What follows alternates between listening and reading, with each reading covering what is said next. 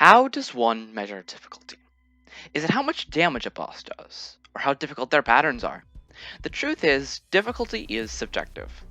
Most people can agree that Plantera is harder than Cthulhu, but most people will disagree on just how much more difficult. Even outside of Terraria, difficulty still changes based on who is talking. Some people may find Nightmare King Grim unreasonably hard, but people who are attempting the Pantheon of Hollownest will find him the least of their worries. Experience, talent, and upgrades all play a part in determining how difficult a boss is. So, how does a developer make a boss more difficult? Add more damage? Faster patterns? Minions? No, calm down, Supreme Calamitus. While those things may add difficulty, they add a certain type of difficulty, the type that favors extended practice and min-maxing over organic gameplay. While memorizing how exactly you're going to get screwed over might be fun to some people, most people would rather, play the game. Of course, there's also the problem of BS bosses being too simple. A lot of endgame bosses can simply be defeated by running away and shooting at the boss with a homing weapon.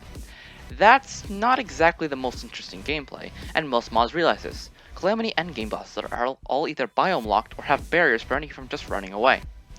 Unfortunately, it took a while for mods to figure this out. A lot of early in-game bosses boil down to run at you while shooting projectiles, which actually encourages the run away and shoot playstyle. Now, while Calamity does have its solution to this problem, it's got its own slew of problems that arise because of these solutions. But this video is not about Calamity. It's about a much different mod named Modded Redemption. Apparently redeeming itself for the sheer abomination that was its previous incarnation, the Mod of Randomness. Seriously, this is like Tremor level quality. Amazed it even got enough support to be reincarnated into its far superior current form. Anyway, Mod of Redemption, which I'll be calling More from now on, for simplicity's sake, is a mod that is literally two worlds colliding. It combines a Half-Life-esque science horror theme with a traditional fantasy setting. The lore and gameplay also work into this, with the lore about being two worlds smashing together because an emo robot boy tried to cheat the end of the world, and the gameplay is a combination of your standard Terraria gameplay, mine, fight boss, craft, mine some more, with Metroid-like gameplay via its abandoned lab structure. It's that structure that I'm so interested in for this video. You see, naturally generated structures are hard to do right in Terraria. Left to its own devices, WorldGen will often screw up, ruining any immersion when you find a strangely generated dungeon or temple. That's why Terraria tends to either restrict a generation to a simple pattern, or give it nigh infinite room to generate. There is a third option though, to make it exactly the same every single time. Of course, vanilla Terraria hisses at this like the vampire it is. The only way it's managed to stay relevant for so long is the variety. Each world is different, and when that starts to run thin, members of the community will always fill that gap with maps and mods. And while vanilla Terraria will never stoop to fixed generation, mods have no such inhibitions, mostly because they're going to get pushed out of the way the next time Calamity gets updated, so why bother? As such, Moore's Abandoned Lab is exactly the same every time you generate a world, and while the non-boss areas of the lab may be of varying quality, the boss fights are where the lab shines. The lab has 7 mini or full boss fights, with 3 available after defeating the mechanical bosses, and the other 4 only being available after you defeat the Moon Lord. The first of the bosses you'll face are the Janitor and the Stage 3 Infected Scientist. Now, beating up the staff might not be the most polite thing to do, but one is an evil robot, and the other is infected by an alien crystal, so you don't have to feel bad. Both of these are pretty simple bosses, and allow you to get used to the main gimmick of the lab: fighting in close quarters. Without the ability to run away to avoid an attack or a bad situation, everything has to be taken a lot more seriously. Now, the Janitor has a weird gimmick where he has to hit himself to lower his defense, but that often just happens due to how small the arena is, so there isn't much player input there. And the Scientist is just a standard projectile boss with predictable patterns.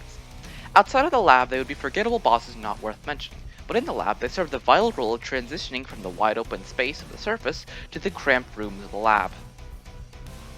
The last boss of the first section, however, is a lot more interesting.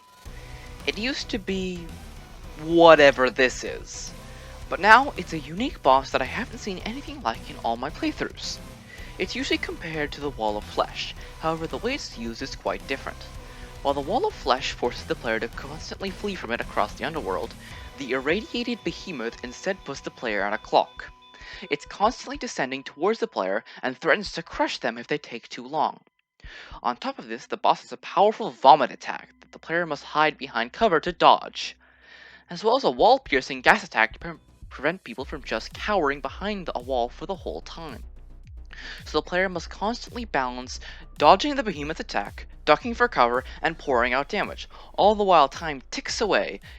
It's honestly the highlight of the first part of the lab. Now then, you'll probably search around a little bit after defeating the previous boss, but aside from a very grumpy janitor and a new crafting station or two, you won't find much. You'll need to come back after you defeated the Moon Lord and crafted a lunar pickaxe. This will allow you to break the hardened sludge blocking the flooded section of the lab. After a very difficult section that can and will kill you several times, you come across the next boss, a very unfortunate goldfish named Blisterface. His boss fight is mostly about waiting for the boss to pop out for a vomit attack and getting in damage while you can. It's a clever way to use the terrain to shield a boss, without having to rely on invincibility. Unfortunately, a block-piercing weapon murders the poor fish. Regardless of how fairly you fight him, Blisterface will drop a special keycard that can be used to unlock a specific chest containing a nano pickaxe, allowing you to break the black sludge that has been obscuring your progress. This will allow you to access a large room filled with powered-down robots. Unfortunately, there happens to be a very tenacious one in your way. Protector Volt is one of the strongest members of Eurus' forces, and he's the one in charge of the lab.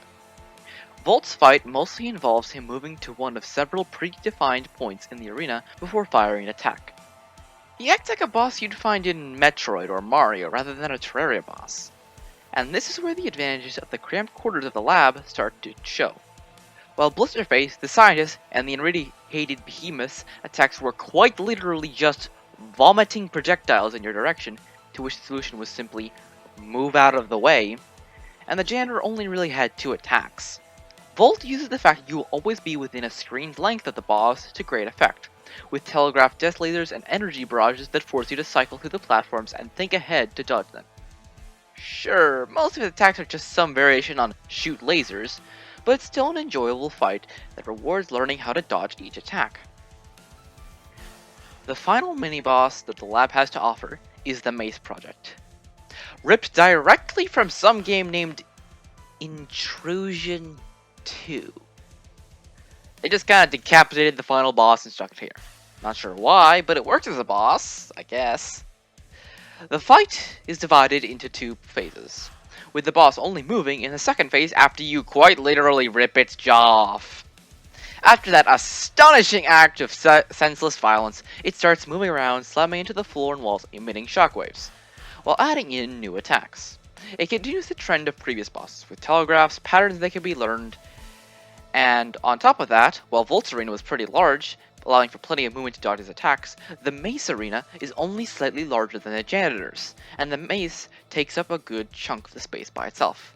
However, the bouncing projectiles that it shoots don't have much telegraphing, and its first phase is pretty boring. It's a decent fight, but it's nowhere near the best. And that's not even getting into the disappointment that it's its section of the lab.